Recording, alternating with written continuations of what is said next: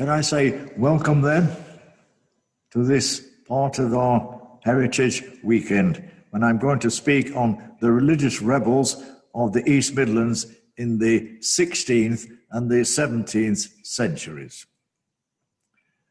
This part of the country, often spoken of as the East-Midlands, comprised mainly of Nottinghamshire, Derbyshire, Lincolnshire and Leicestershire, seems to have gained a reputation as an area for religious rebels in the second half of the 16th century and the first half of the 17th century. Is this true? And if so, what produced it? That is the double question I will try to answer on this occasion. Certainly, undeniably, there was a lot of religious turmoil all over the country at that time. The population was divided into three basic religious groups. There were those who, despite King Henry VIII's break with the Pope in Rome, still saw themselves as Roman Catholics, with their allegiance to the Pope in Rome. And there were those who were happy with the newly established Protestant Church of England, with the King as the head of the church. And there were those Puritans who did not think the Reformation had gone far enough, and they wanted more changes, more improvements within the church. Amidst this latter group of Puritans, there were the separatists, who, though initially simply wanting further improvements, had now come to the point where they wanted to separate themselves from the church completely and wanted to set up their own church. They were known at different times as separatists or dissenters or nonconformists, the three names almost becoming interchangeable over the years. It is on these extremists that I'm now going to invite you to focus your attention. Three groups of separatists in the East Midlands were destined to become famous, or infamous, as you prefer, as the Pilgrim Fathers.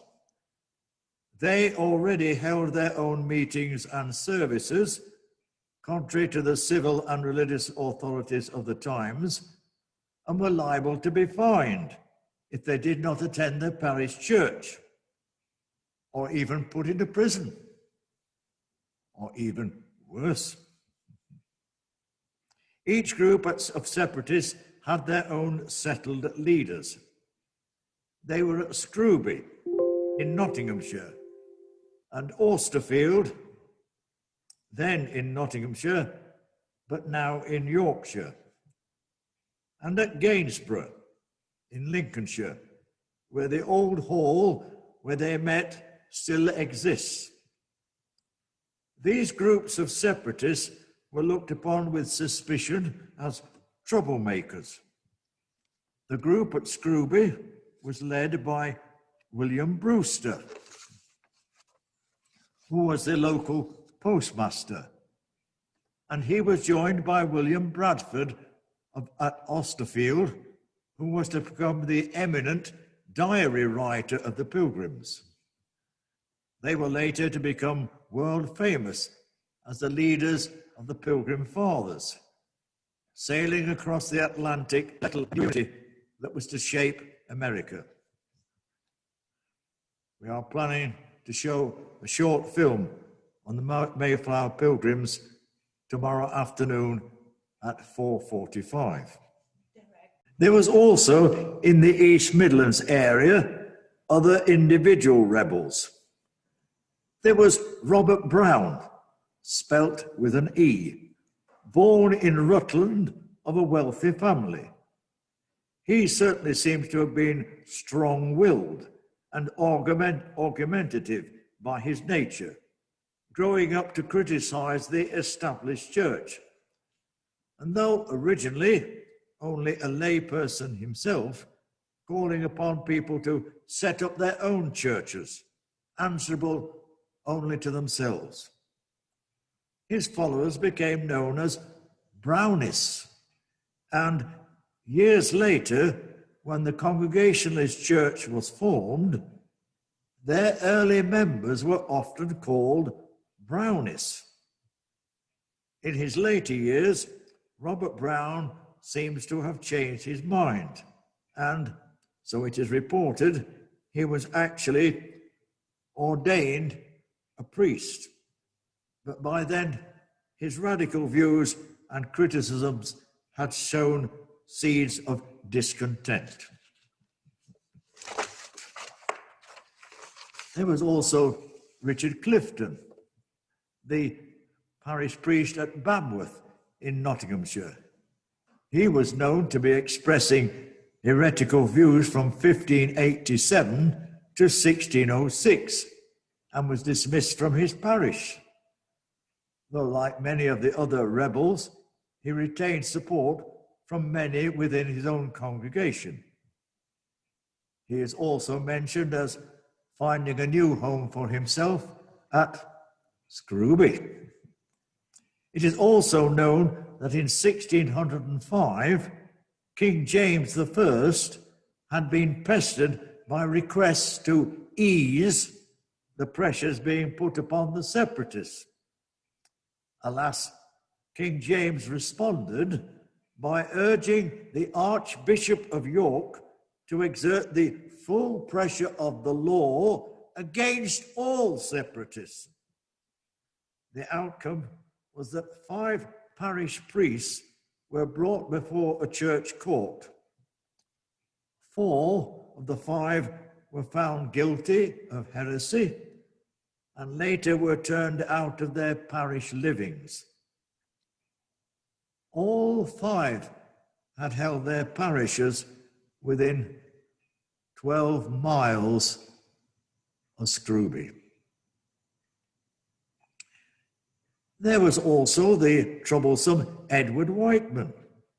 He was born at Burbage in Leicestershire, but spent most of his life at Burton-upon-Trent, where the Roman Catholics were then still much in evidence.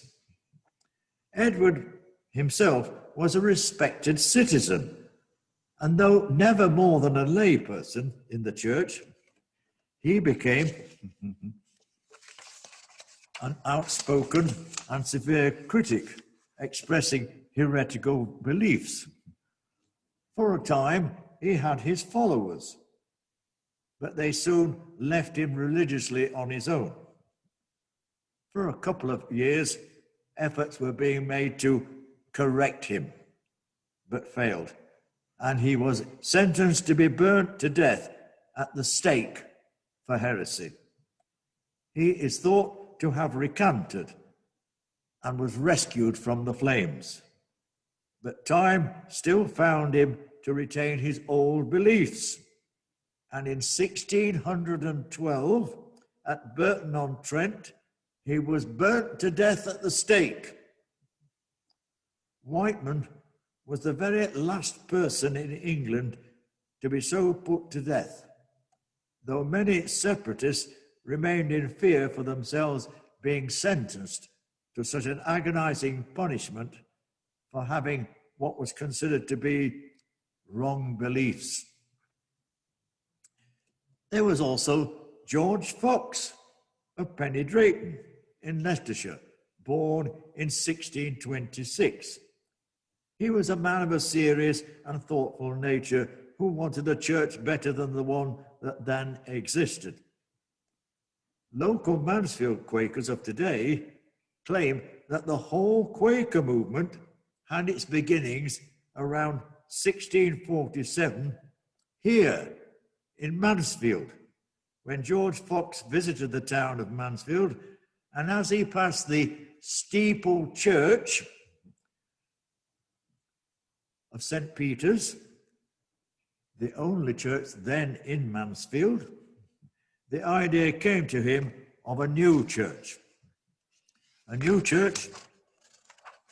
based on following the promptings of your own inner spirit.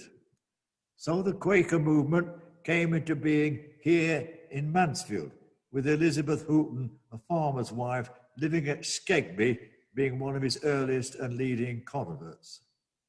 Certainly, the report filled in by the vicar of St. Peter's, the Reverend John Firth, in 1669, reports on Quakers then living in Mansfield. We shall learn more about all of that from Adrian Gray, here this afternoon at 5 o'clock. Tomorrow at 3 p.m, Kath and Peter Faulkner will give a more detailed account of the founders of this old meeting house chapel here in Mansfield. And do remember that others of our churches in local East Midlands places, such as Chesterfield, Belper, Derby, Leicester, Hinckley, Lincoln, Nottingham, all of them have their own foundation stories from these turbulent years. It was also important to remember that there were mixed receptions all over this country to the Bible being translated into the English language. This point can never be overstated. William Tyndale, who spent some years at both Oxford and Cambridge, went to live the rest of his life in Germany. And there in Germany in 1526, he produced the first edition of the Bible in English. It was opposed by the church and state authorities here in this country, and later on, while still living in Europe, Tyndale in 1536 was burnt at the stake for heresy. Miles Coverdale in 1535 published his own English version of the Bible, based largely on Tyndale's translation. 4 years later, Cromwell published his own English version and ordered a copy to be placed in each church in the land. And finally, in 1611, there was published the Authorized Version. So, people who could read, remember there was no compulsory education system in those days, could now read for the very first time the Bible in English. They could read it for themselves. A major change. And this gave great supportive evidence to the separatists, especially when they read in Matthew 18, verse 22, these words of Jesus to his disciples. For where 2 or 3 are gathered together in my name, there am I in the midst of them. This was support indeed, that they did not necessarily need the authority of bishop or king. So, what brought about, what caused such widespread religious unease and rebellion in this East Midland part of the country? No one has ever suggested that it was due to something in the water or in the soil, though some people have offered all sorts of causes that have been suggested. One is that this part of the country was then looked upon as so very far removed from the civil and religious authorities of the times, the King and Parliament in London and the church authorities at Canterbury and York. So far removed that they had little interest in what was happening here in the East Midlands. They had enough difficulties to contend with much nearer to home. Also, this East Midlands area was not then as heavily populated as it is today, and so not considered so very important. Remember that the population of Mansfield in 1605 is reported as being only 1,289. Again, more on that tomorrow. Nor should we ignore the fact that the East-Midlands, particularly Scrooby, was well positioned on the postal route between London and York. And that Lincoln was well positioned itself at the northern end of the old Roman road, the Fossway, that stretched between Exeter and Lincoln. New thinking would be easily spread, and new thinking would easily take root. There was also the sensitive question as to which churches were controlled by the Archbishop of Canterbury and which were controlled by the Archbishop of York. The whole of Nottinghamshire was the responsibility of the Archbishop of York, except just a few parishes near Southwell, whereas the whole of Derbyshire, Lincolnshire, Leicestershire was the responsibility of the Archbishop of Canterbury. And neither authority would want to get involved with the responsibilities that belong to someone somewhere else. They had enough business of their own. So the religious interest in this area was there, the East-Midlands, and it survived. And those clamoring for greater religious freedom did eventually win the struggle. So that in 1689, an Act of Toleration was passed allowing greater religious freedom, but not, of course, to Roman Catholics, nor to Unitarians.